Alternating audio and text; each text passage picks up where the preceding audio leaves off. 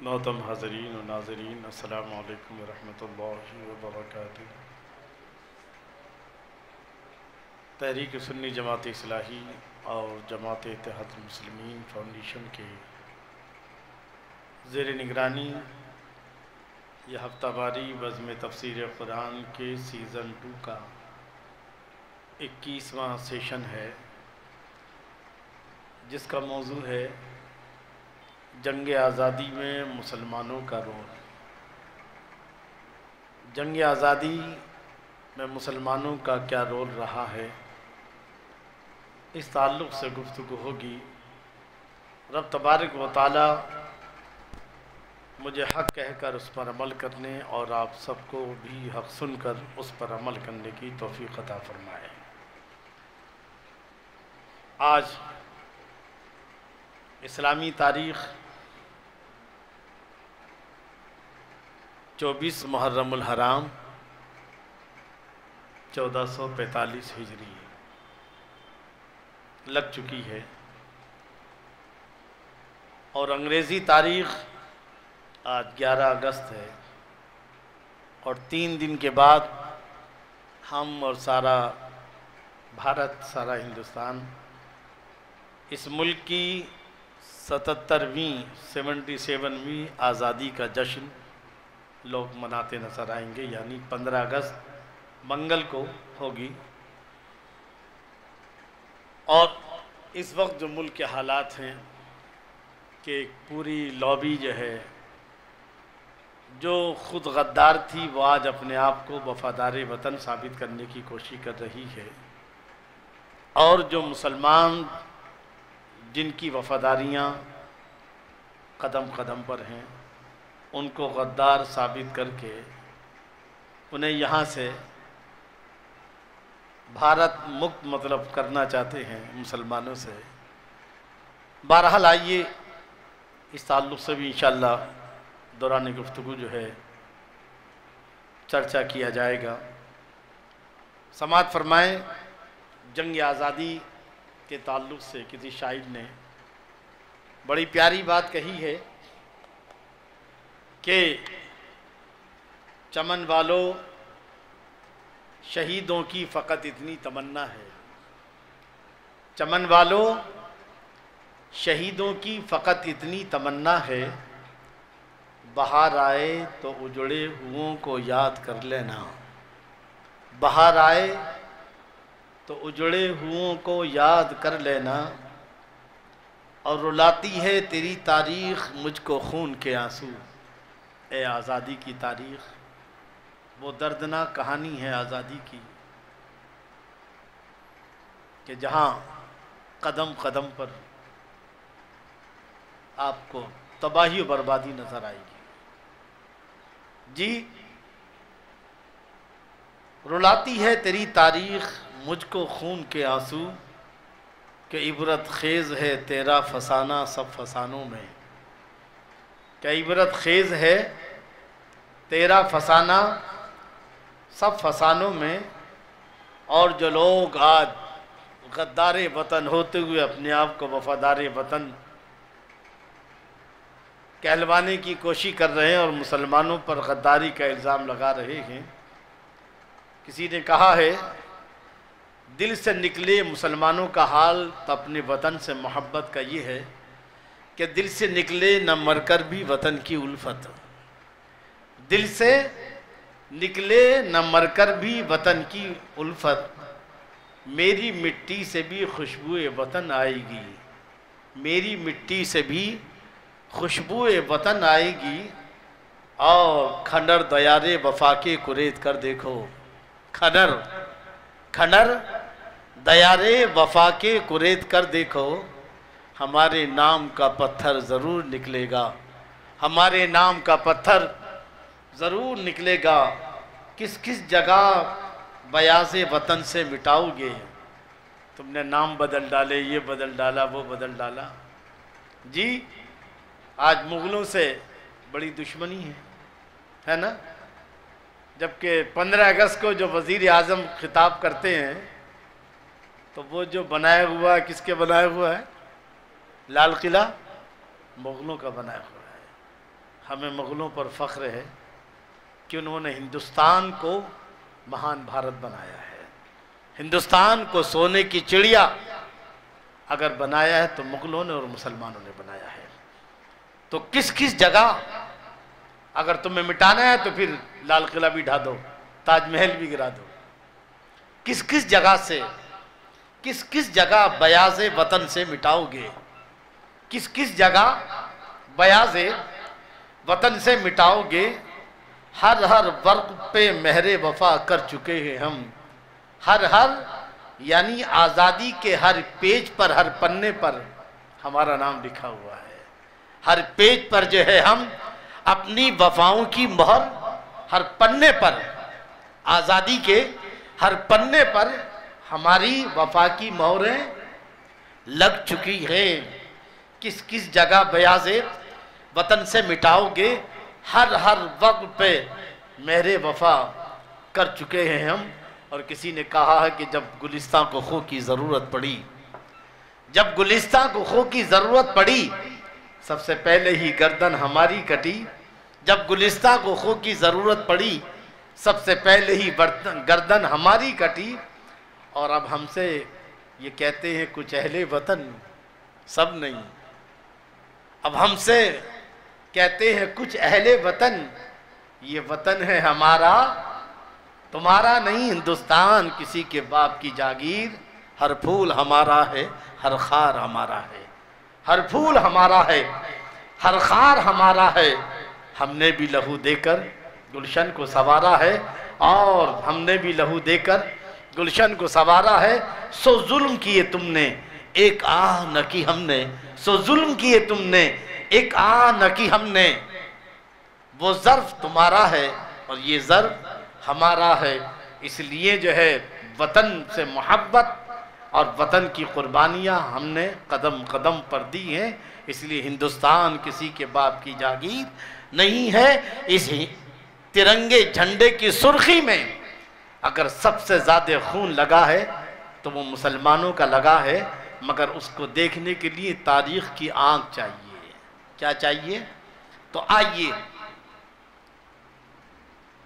تاریخ آزادی پر گفتگو سماعت کرنے سے پہلے تاریخ آزادی کی کچھ جھلکیاں سماعت فرما لیں، اس کے بعد انشاءاللہ آپ گفتگو سماعت کریں گے کہ تاریخ آزادی در حقیقت کہاں سے شروع ہوتی ہے۔ اصل میں ایسٹ انڈیا کمپنی وجود میں آئی انگریزی 1600 میں۔ کب؟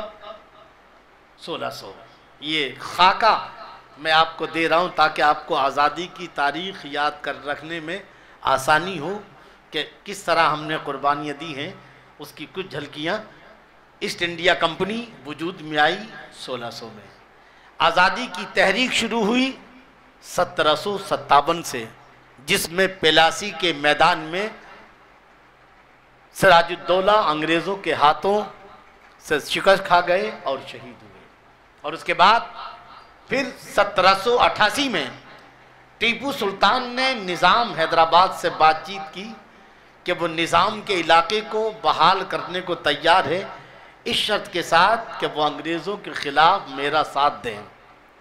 مگر مراٹھے اور نظام اور کچھ غداروں نے غداری کی، ساتھ نہیں دیا، جس کی بنیاد پر ٹیپو سلطان آخرکار یہ کہتے ہوئے شہید ہو گئے کہ گیدڑ کی 100 سال کی زندگی سے شیر کی ایک دن کی زندگی بہتر ہے۔ اور ٹیپو سلطان کو شکست ہوئی اور ٹیپو سلطان 1799 میں شہید ہو گئے۔ اور جب شہید ہوئے تو جنرل ہارس نے ٹیپو سلطان کی لاش کے پاس کھڑے ہو کر کہا تھا کہ آج ہندوستان ہمارا ہے۔ آج ہندوستان، یہ ٹیپو سلطان ہی تھے کہ جنہوں نے سب سے پہلا نعرہ دیا تھا کہ ہندوستان ہندوستانیوں کا ہے۔ بہرحال اس کے بعد پھر تحریک آزادی چلتی رہی۔ تحریک آزادی ہند کے لیے شاہ عبدالعزیز محدث دہلوی نے 1803 میں انگریزوں کے خلاف فتوی جہاد جاری کیا، اور پھر 1857 کی جنگ آزادی، 1857 57 میں علامہ فضل خیر آبادی نے جو ہے جہاد کا فتویٰ دیا. کیا دیا؟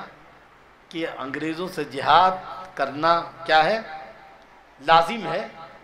تو اب اس کے بعد پھر 1857 کی جنگ آزادی ہندو، مسلمان اور دیگر اور قوموں نے مل کر لڑی، مگر 1757 سے لے کر 1857 کے پہلے تک یہ جو بیچ کے 100 سال کی جنگ آزادی ہے صرف مسلمانوں نے لڑی، کوئی دوسری قوم اس میں شامل نہیں تھی. اور خیال رہے جنگ آزادی کا بغل بھی جو ہے سب سے پہلے مسلمانوں ہی نے بجایا ہے. جنگ آزادی 1857 کی جنگ آزادی کے بعد 52,000 مسلمان علماء کو انگریزوں نے پھانسیوں پر لٹکا دیا.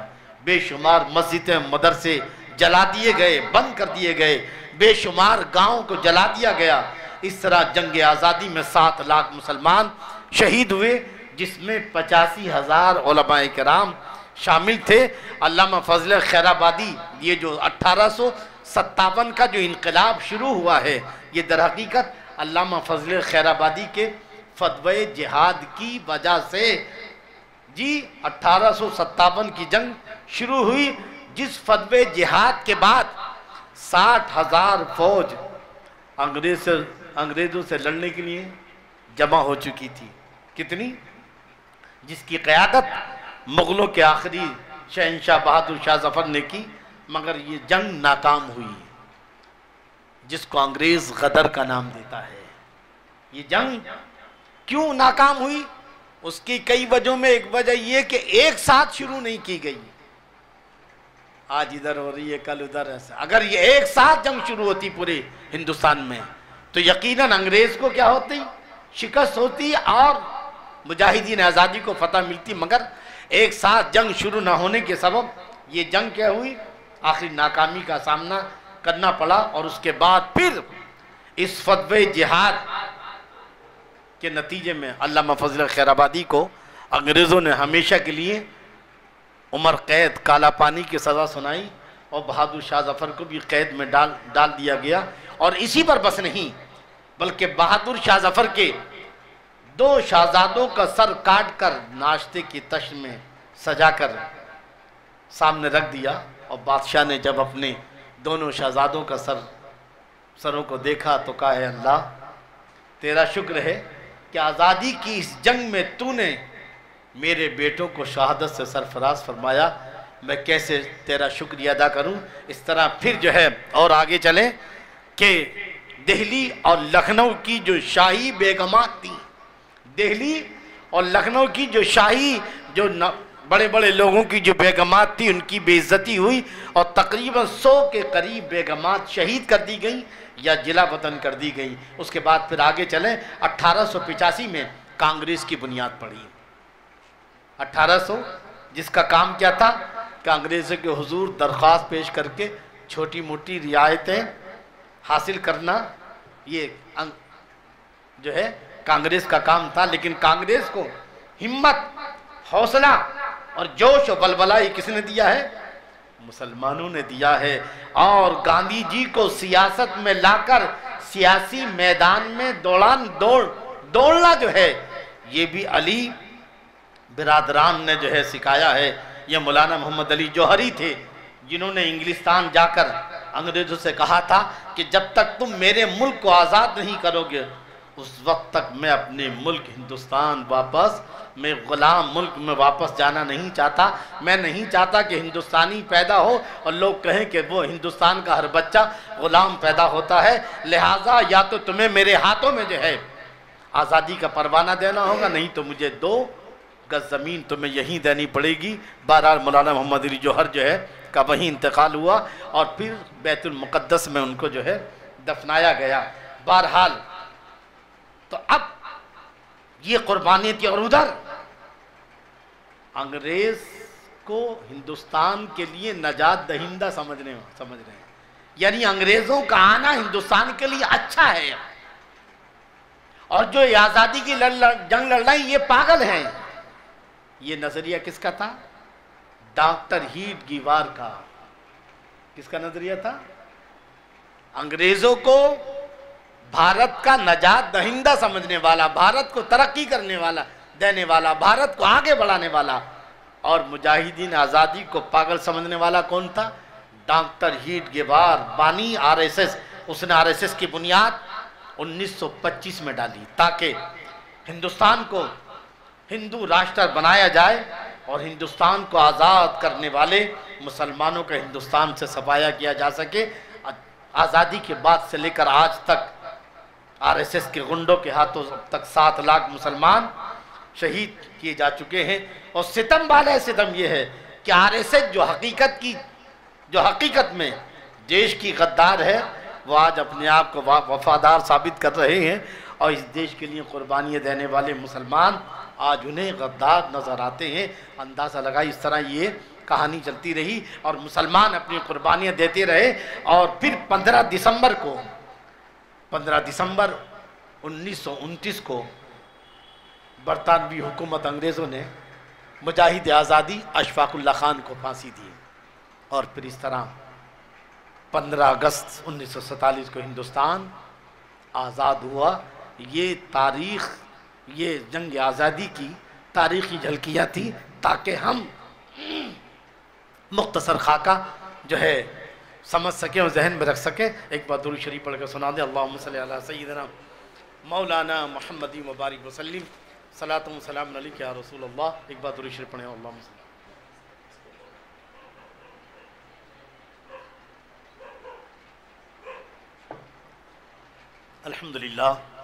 الحمدللہ رب العالمین والصلاة والسلام علی سید المرسلین وعلی آلہ واصحابہ اجمعین، اما بعد، فاعوذ باللہ من الشیطان الرجیم، بسم اللہ الرحمن الرحیم۔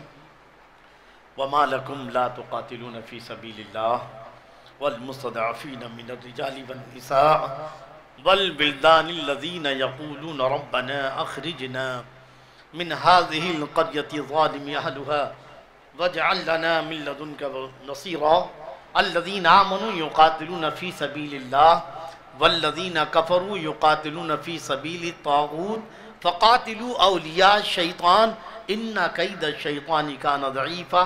صدق اللہ العظیم۔ ایک بار اور انتہائی عقیدت و محبت اور ادب و احترام کے ساتھ ہدیہ درود و سلام پیش فرما لیں۔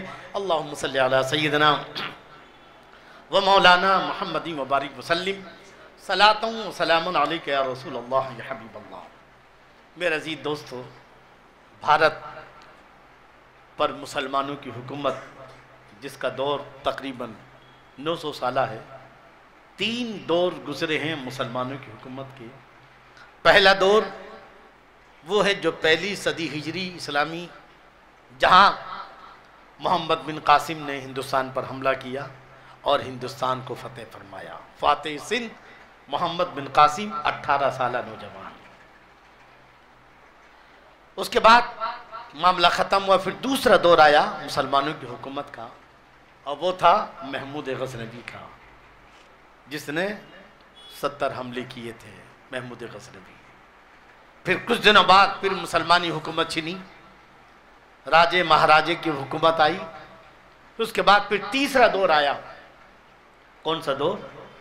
وہ دور تھا شہاب الدین محمد غوری کا، جس کو حضرت خواجہ غریب نواز نے خواب کے ذریعے ہندوستان میں بلایا، اور پھر اس کو ہندوستان کی بادشاہت عطا کی، اور پھر وہی بادشاہت شہاب الدین محمد غوری سے چل کر کے چلتے بہادر شاہ ظفر تک پہنچی۔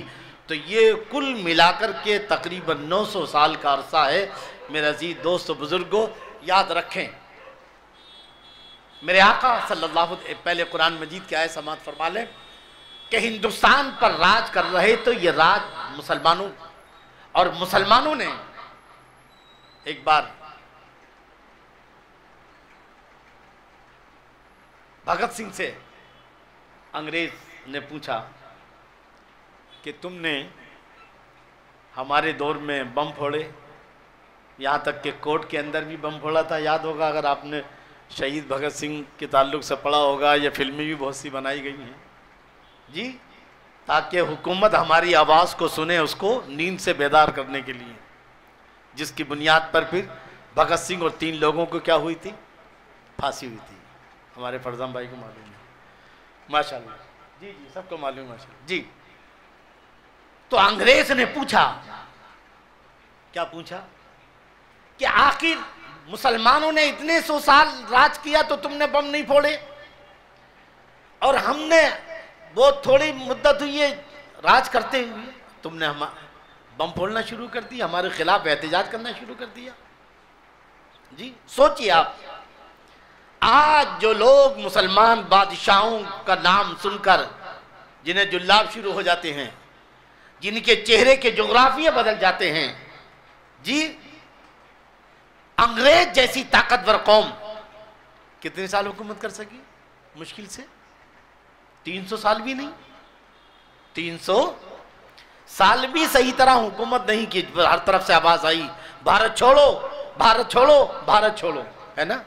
لیکن مسلمانوں نے 900 سال راج کیا، لیکن کہیں سے بھی آواز نہیں آئی کہ بھارت، کیوں آواز نہیں آئی؟ اور انگریز کے دور میں کیوں آئی؟ اس لیے کہ انگریز، اس کا جواب بھگت سنگھ سے سنو، جب پوچھا گیا کہ تم نے مسلمان دور حکومت میں بم نہیں پھوڑے، احتجاج نہیں کیا، آزادی کی آواز نہیں لگائی، لیکن ہماری حکومت میں کیوں لگاتے ہو؟ تو بھگت سنگھ نے کہا تھا، کیا کہا تھا کہ مسلمان بادشاہ اگرچہ باہر سے آئے، مگر انہوں نے اس ملک کو لوٹا نہیں، بلکہ انہوں نے اس ملک کو اپنا ملک سمجھا۔ کیا سمجھا؟ اور اس ملک کو ترقی دی۔ کیا دی؟ اگر اس ملک کو، سوال یہ پیدا ہوتا ہے کہ انگریز کیوں آئے ہندوستان؟ اس لیے آئے کہ اس ملک کو سونے کی چڑیا بنایا تھا مسلمانوں نے۔ یہاں کی دولت کا لالچ، پوری دنیا بھارت کی طرف للچائی نظروں سے دیکھتی تھی، لوگ یہاں حکومت کرنے آتے تھے۔ کہاں آتے تھے؟ مغلوں کے نام سے آج تمہارے چہرے کے جغرافیے بدل جاتے ہیں۔ یہی مغل تھے کہ جنہوں نے ہندوستان کو مہان بھارت بنایا ہے، یہی مغل تھے کہ جنہوں نے ہندوستان کو جو ہے سونے کی چڑیا بنایا۔ تو چونکہ ہندوستان پوری دنیا کے سامنے سونے کی چڑیا تھی، بلکہ انگریز خود کہتا ہے کہ جب سکندر ایران سے چلا اپنی حکومت فوجیوں کو لے کر ہندوستان کی طرف، تو اس نے اپنے فوجیوں سے کہا تھا کہ تم اس ملک کی طرف جا رہے ہو کہ جس کے خزانے کبھی ختم ہونے والے نہیں ہیں۔ ایران کے خزانے ہندوستان کے سامنے کوئی معنی نہیں رکھتے ہیں۔ تو گویا انگریز کا ہندوستان میں آنا یہ اس بات کی دلیل ہے کہ مسلمانوں نے ہی جو ہے اس ملک کو سونے کی چڑیا بنایا تھا۔ ساری دنیا جو ہے بھارت کی طرف للچائی نظروں سے دیکھتی تھی، اور انگریز نے چونکہ اس ملک کی دولت پر قبضہ کرنا چاہا، تو بھگت سنگھ نے کیا کہا کہ مسلمانوں نے اس ملک پر محنت کی ہے، اسی ملک کو اپنا ملک سمجھا ہے، اور انہوں نے اس ملک کو ترقی دی۔ تم نے کیا کیا؟ تم نے جو ہے یہاں کی دولت کو چوز کر، اس سے چوزتے نا، دیکھا نا، یہاں سے چوزا یہاں نے چھوڑ دیا، یہاں سے چوزا یہاں نے، تم نے یہاں کی پوری دولت کو چوز کر جو ہے انگلستان پہنچا دیا۔ تمہارے خواب یہ ہیں کہ ہم جو ہے پورے ہندوستان پر قبضہ کر لیں، اور وہاں کے بننے والی مصنوعات کا یہاں بھارت جو ہے ایک بازار بن جائے، یہاں کی ہر چیز لوٹیں۔ تو تم نے لوٹا ہے، انہوں نے لوٹا نہیں تھا، انہوں نے ہندوستان کو آگے بڑھایا ہے۔ تو میں عرض کر رہا تھا کہ ہندوستان کو مہان بھارت کس نے بنایا؟ مسلمانوں نے۔ سونے کی چڑیا بنایا مسلمانوں نے، جی۔ اور اس طرح یہ ملک، جب ملک سونے کی چڑیا بن گیا تو مسلمانوں کی حالت کیا ہوگی؟ یقیناً ہر مسلمان، بینک آف انگلینڈ میں اتنی دولت نہیں تھی پورے، جتنا سورت کے ایک تاجر سمیع عبد الغفور کے پاس جتنی دولت تھی، اتنی پوری انگلینڈ، بینک آف انگلینڈ میں بھی اتنی دولت نہیں تھی، جی۔ یہ حال تھا ہر طرف خوشحالی تھی. کیا تھا؟ ہر طرف خوشحالی تھی. اور یہ مسلمانوں کا انداز حکومت تھا, یہ طرز حکومت تھا کہ انہوں نے کھانے سے لے کے پینے سے لے کر کے یہاں کی ہر چیز جو ہے, کارخانے کیا, یہ کیا, وہ کیا, ہر چیز کو ترقی دی ہے. کسانوں کو ترقی دی, ہر چیز میں انہوں نے. اگر ایک طرف جو ہے عمارتیں بنانے میں انہوں نے کمال کر دیا, آج تک تاج محل پوری دنیا کو کے سامنے کھڑا ہے کہ پوری دنیا مل کر بھی تاج محل کی مثال. تو انہوں نے ہر چیز کو جو ہے ترقی دی, یہاں تک کہ انڈیا کیا بن گیا؟ سونے کی چڑیا. اب مسلمان خوشحال ہوئے ہر طرح سے, ملک خوشحال ہوا. انگریز للچائے نظروں سے یہاں آیا. میرے آقا قرآن سماعت فرمائے, وَإِذَا أَرَدْنَا أَن نُهْلِكَ قَرْيَةً أَمَرْنَا مُتْرَفِيهَا فَفَسَقُوا فِيهَا فَحَقَّ عَلَيْهَا الْقَوْلُ فَدَمَّرْنَاهَا تَدْمِيرًا. کیا اللہ فرماتا ہے کہ جب ہم کسی آبادی کو, کسی ملک کو جب ہم تباہ کرنا چاہتے ہیں تو اس کے لوگوں کو ڈھیل دے دیتے ہیں. کیا دے دیتے ہیں؟ پھر وہ اس میں اللہ کی نافرمانیاں کرتے ہیں, اور اللہ کی نافرمانی کے سبب پھر ان پر عذاب آنا حق بجانب ہو جاتا ہے. پھر ہم اس کو, ایک طرف یہ قرآن کی آیت, دوسری طرف حدیث رسول صلی اللہ تعالیٰ علیہ وسلم, اللہ کے رسول صلی اللہ تعالیٰ علیہ وسلم ارشاد فرماتے ہیں. کیا فرماتے ہیں؟ کہ مجھے اپنی امت کی غربت کا ڈر نہیں ہے. مجھے اپنی امت کے بارے میں غربت کے تعلق سے ڈر نہیں ہے. ڈر ہے تو اس بات کا ہے کہ جب میری امت پر دنیا کشادہ کر دی جائے گی, میری امت کے پاس خوشحالی ہوگی, میری امت کے پاس دنیا کی زندگی گزارنے کی ہر چیزیں ہوں گی, تو جب میری امت پر کشادہ دنیا کرتی جائے گی, میری امت خوشحال ہوگی ہر لحاظ سے. تو جیسے پہلے امتوں کو نے گناہ شروع کر دیے, ویسی کہیں میری امت بھی خوشحالی میں آ کر اللہ کی نافرمانی جو ہے کرنا شروع نہ کر دے. بس یہی سبب تھا مغلیہ سلطنت کے زوال کا, مسلمانوں کے زوال کا. کیا 1707 میں, کب؟ 1707 وہ دن ہے کہ جس دن اورنگزیب عالمگیر رحمت اللہ تعالی علیہ کی وفات کی تاریخ ہے. آپ نے کتنے سال حکومت کی؟ 51 سال آپ نے انڈیا پر راج کیا, بغیر کسی شرکت کے, بغیر کسی پارٹنر کے, نہ کوئی اسمبلی نہ کچھ. کتنے سال؟ 51 ایئرس. اور اکبر نے 49 ایئرس, ایک کم 50 سال. اس کے بعد پھر اورنگزیب عالمگیر رحمت اللہ علیہ کی وفات کے بعد پھر مغلیہ شہزادوں میں حکومت کے معاملے کو لے کر کے جو آپس میں لڑائیاں ہوئی ہیں, رساکشی اور پھر عیاشیاں. کیا مغلوں کو دو چیزوں نے برباد کیا ہے. ایک آپسی لڑائیوں نے تخت سلطنت کو حاصل کرنے کے لیے جو آپس میں لڑے وہ, اور دوسرے ان کی عیاشیوں نے, مغلیہ سلطنت کی عیاشیوں نے.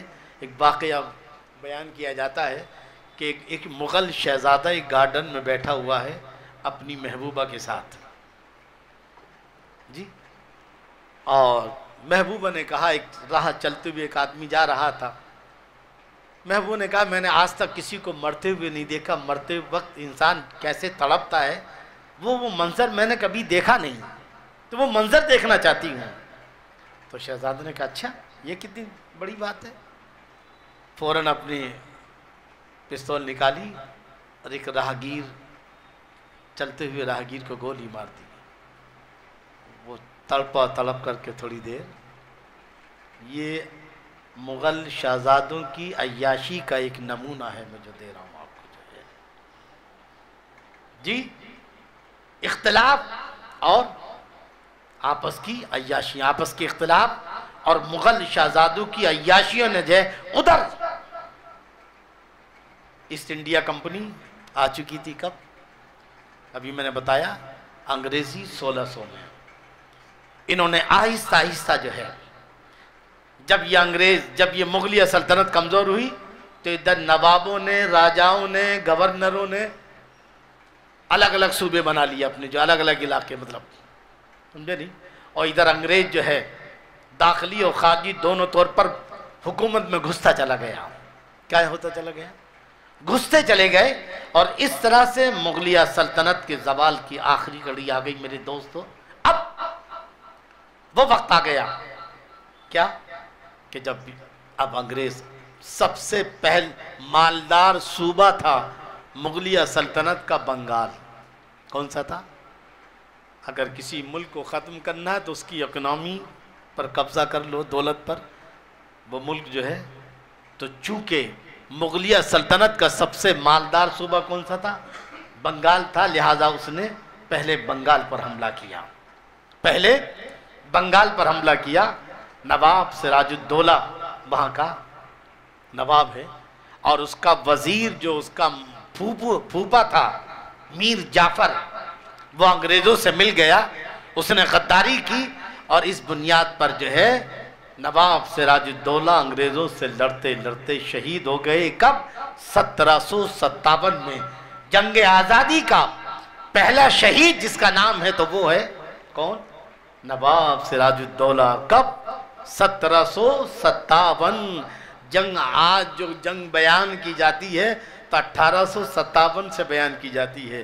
میں نے کہا کہ 1857 سے نہیں بلکہ جنگ شروع ہوتی ہے 1757، اور 1757 سے لے کر 1857 کے پہلے تک یہ جو 100 سالہ جو جنگ لڑی ہے وہ صرف کس نے لڑی ہے؟